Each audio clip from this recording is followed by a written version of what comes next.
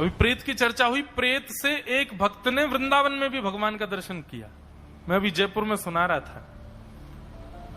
और जिनकी ये कथा है महाराज जी, वो हमारे नाना जी के परिवार के हैं। मतलब हमारे नाना जी नंदगांव के थे, उन्हीं के ही परिवार के एक सदस्य की घटना है। तो एक बाबा रहते थे नंदगांव में, और वो बाबा नित्य मधुकरी पाते थे। मधुकरी मतलब ब्रजवासियों के यहां से मांग के लाते थे मधुकरी प्रसाद, और उसको बैठ करके जीमते थे। और जो मधुकरी प्रसाद बच जाता था ना, वो वहीं एक ग्राम सिन्न आता था उनकी कुटिया के पास, उसको खिला देते थे, उसको बांट देते, चीटियों में डाल देते, ऐसा ऐसा करते थे।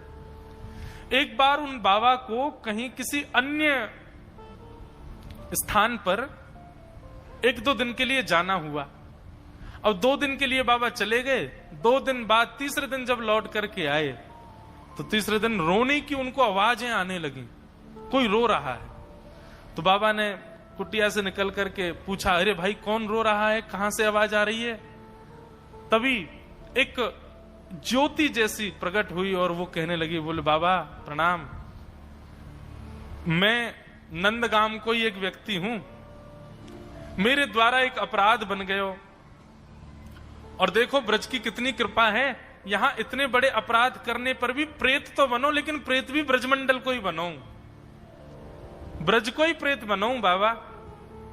तो मैं प्रेत बन गया हूं, मैं आपको आज धन्यवाद कहवे आया हूं। काहे को? बोले क्योंकि आपने, मैं जब ग्राम सिन्न के रूप में आपके यहां आता तो आप रोज मधुकरी, एक तो ब्रजवासीन के घर की मधुकरी और वाकू आप उच्छिष्ट कर देते, तो ब्रजवासीन के घर की बनी, आपके उच्छिष्ट याकू मैं जब एक ग्राम सिन्न के रूप में पायो करता हूं, वही से मेरे पाप नष्ट होते चले गए और अब मैं मुक्त है गया हूं। बाबा आपकी झूठन खावे से, ब्रजवासीन के घर की मधुकरी पावे से मैं मुक्त तो 2 दिन पहले है गो, पर 2 दिन से प्रतीक्षा कर रहा हूं, आप आए नहीं। आप आ गए हो तो बाबा मैं अब मुक्त है रहे हूं, आपको धन्यवाद कहवे आया हूं। बाबा बोले, ओ प्रेत रुक, यहीं पर रुक जा, रुक जा, रुक जा, अभी इतनी जल्दी मुक्त है कि कहां जा रहा हूं, यहीं रुक। बोले भैया तू एरो गैरो भूत नहीं है, तू तो ब्रज को भूत है, और ब्रजवासी है निश्चित ही पूर्व जन्म को। तेने इतने दिना तक मेरी झूठन प्रसाद पाई, तेरे पाप मैंने मुक्त कर दिए, तू मेरा एक काम ना करेगो? तो प्रेत बोला, बोले आज्ञा करो बाबा, क्या करूं? बोले ये बता दे, नंद नंदन कहां मिलेंगे, श्री कृष्ण कहां मिलेंगे? आहा, प्रेत से कहने लगे श्री कृष्ण कहां मिलेंगे बताओ। मुझे लगता है बंधुओं, इन सब कथाओं को कहते हुए हम अगर प्रेत की चर्चा सुन के भी भयभीत हो रहे हैं ना, तो समझो अभी भक्ति कम है हमारे भीतर। प्रेत में भी गुण देखे वो वैष्णव का स्वरूप होता है, हम कहां हैं अभी वैष्णव।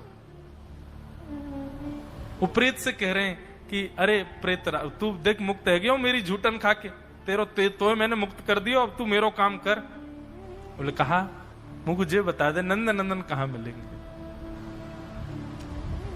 बाबा चरणों में गिर गए, बोले मैं तेरे हाथ जोड़ू, मैं तेरे नाम ते मैं रोज नाम जप करूंगो, तू मुक्त है जाए, तेरा पूरा परिवार मुक्त है जाए, कोई प्रेत बाधा में नहीं रहेगो, लेकिन बस एक बार मुझको ये बता दे, तू भैया प्रेत है तो जरूर पता होगी ठाकुर जी कहां, मुझको ये बता दे वो नंद नंदन कहां मिलेंगे। प्रेत आनंद में भर गया, बोले बाबा बताऊं कहां है? बोले बताओ।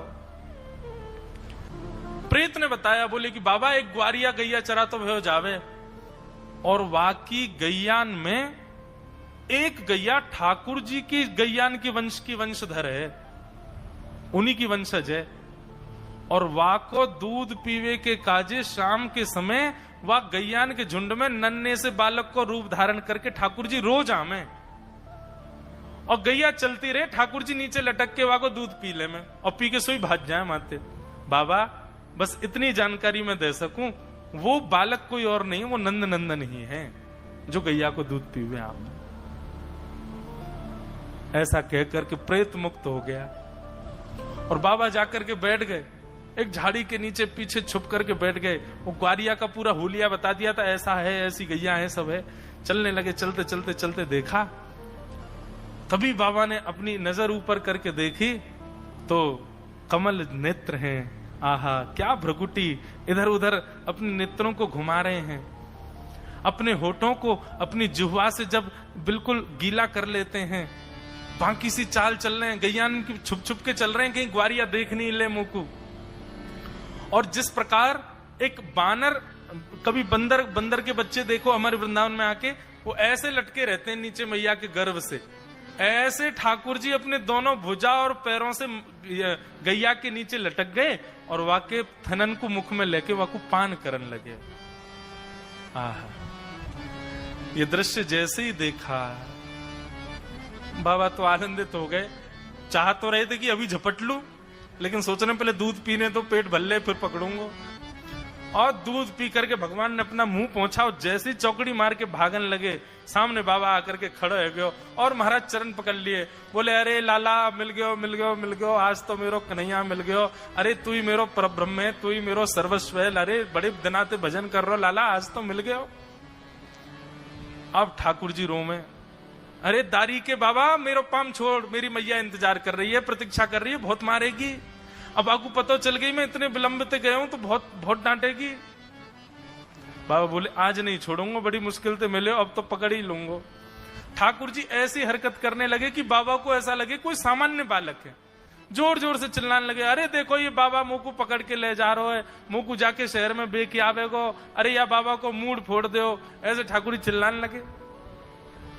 वहां कुछ लोग इकट्ठे भी होने लगे, सब कहने अरे बाबा जी कहां कर रहे हो, तेने ही छोरा कहीं को पकड़ लियो, जन कौन से ब्रजवासी को छोरा है। बोले अरे तुम ना जानो ही कोई ब्रजवासी को छोरा ना है, ये तो मेरो प्राण धन है, या को ना छोड़ूंगा या को तो मैं ले जाऊंगा। इतने में ही ठाकुर जी जब समझ गए कि अब ये भाव इनका निर्मित हो चुका, अब ये पूर्ण रूपेण मेरे हो चुके, वो छोड़ेंगे नहीं, तुरंत ठाकुर जी ने उनके सिर पर वरद हस्त फेरा और फेर करके उनको अपने मधुर स्वरूप का दर्शन करा करके उनको हृदयांगित करके और बाबा को अपने संग ही गोलोक धाम को लेकर के चले गए। बोलो भक्तवत्सल भगवान की। बताओ, भगवत प्राप्ति किसी को गुरु कराते हैं, भगवत प्राप्ति किसी को धाम कराते हैं, मन में यदि ललक हो तो भगवत प्राप्ति प्रेत भी करा देते हैं। लेकिन इच्छा ऐसी चित्त वृत्ति बन जाए, किसी से और कोई अभिलाषा ही नहीं है, केवल हमको श्याम सुंदर चाहिए और कोई नहीं चाहिए।